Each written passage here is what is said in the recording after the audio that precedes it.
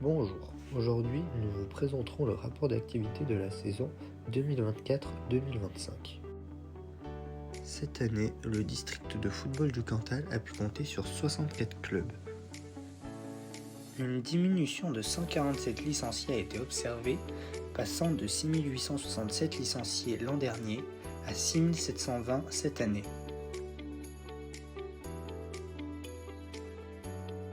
Au niveau des clubs seniors masculins, 119 équipes ont été engagées cette année pour un total de 60 clubs. Ces 119 équipes ont été réparties en 8 championnats, une poule en D1 Renault-Aurillac, une poule en D2 Intersport, 3 poules en D3 Leclerc-Aurillac et pour finir 4 poules en D4 Crédit Agricole Centre-France. Cette année, les championnats ont vu leur début le 8 septembre ainsi qu'une fin au 1er juin 2025.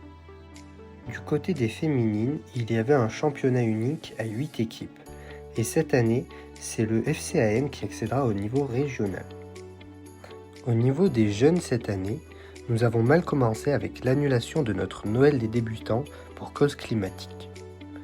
Malgré ceci, la collecte de jouets a tout de même été possible dans les différents centres cantaliens des Restos du Cœur. La grande nouveauté de cette année était la mise en place de plateaux féminins. 3 plateaux féminins ont été réalisés cette année, un sur chaque secteur cantalien. Le premier s'est déroulé à Baradel, rassemblant 44 filles. S'ensuivit un plateau au stade du Vigan à Mauriac, rassemblant cette fois-ci 14 filles. Et le dernier se fit à Saint-Flour, au stade de Besserette, où 15 filles étaient cette fois-ci présentes. Ces plateaux ont permis aux filles de se retrouver entre elles, de s'amuser et de s'améliorer. C'est au gymnase de Pierrefort cette année que s'est déroulées les finales départementales de futsal. Cette année, ce sont les clubs du GJPTF en U15 Elite, de Sumen-Artens en U15 Poule A, de Jordan FC en U18 Poule A et de l'US Saint-Flour en U18 Elite et Senior féminine qui ont su s'imposer.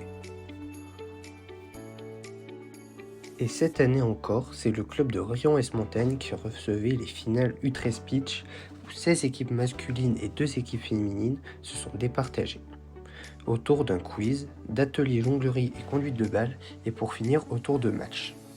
Ce sont les équipes masculines et féminines de l'AFC qui ont décroché leur billet pour les finales régionales à Feur. S'en suivit le traditionnel tournoi du 1er mai où près de 900 enfants étaient présents, sous le signe de la joie et de la bonne humeur et où le soleil était au rendez-vous. Au niveau de la commission des clubs seniors, comme l'an dernier, les membres de la commission ont pu aller rendre visite à un club dans chaque division afin de répondre à leurs questions et les diriger sur certains axes. En D4 Crédit Agricole, c'est à Carla qu'est intervenue la commission. En D3 Leclerc, c'est le club de Pierrefort qui a pu recevoir notre équipe. Pour la D2 Intersport, c'est le club de Moussage qui nous a reçus. Et de l'AS Belbex en D1 Renault.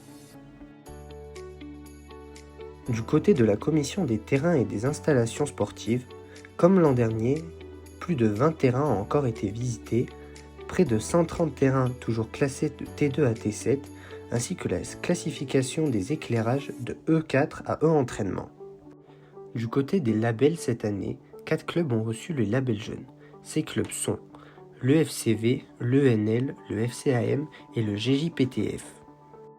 Au niveau des labels féminins, ce sont le FCV et l'Entente Nord-Lozère qui ont été récompensés. Faisons maintenant un point sur l'arbitrage. Cette année, nous avons pu compter sur 48 arbitres seniors, 3 arbitres auxiliaires, 14 arbitres jeunes et sur 2 arbitres féminines. Et nous pourrons compter grâce à nos formations arbitres sur 21 nouveaux arbitres pour l'an prochain. Pour la Ligue, nous comptons sur nos 7 arbitres pour nous représenter. Un assistant R3, 3 centraux R3 et 2 candidats à l'R3, ainsi qu'un jeune pré-ligue. Soit au total 94 arbitres. Au niveau des sanctions cette année, une baisse du nombre de cartons jaunes a été observée, mais malgré ça, une hausse du nombre de cartons rouges est quand même présente.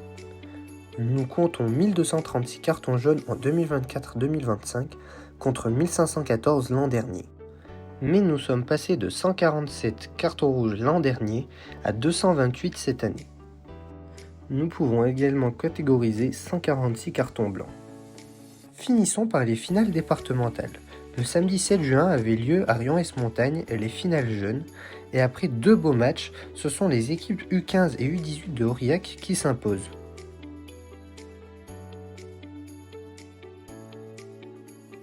Le vendredi 13 juin s'est déroulé les finales vétérans, rassemblant les équipes de Murat, Espina, Saint-Flour et Aurillac. Au terme, ce sera Aurillac qui soulèvera la coupe après une séance de tir au but face à Saint-Flour. Le lendemain se disputait la finale de Coupe du Cantal féminine, où il n'y aura aucun débat et Aurillac l'emportera une nouvelle fois. S'ensuivit de la finale de Coupe Barès et c'est le club de Hérin Sport qui triomphera au tir au but et soulèvera la coupe.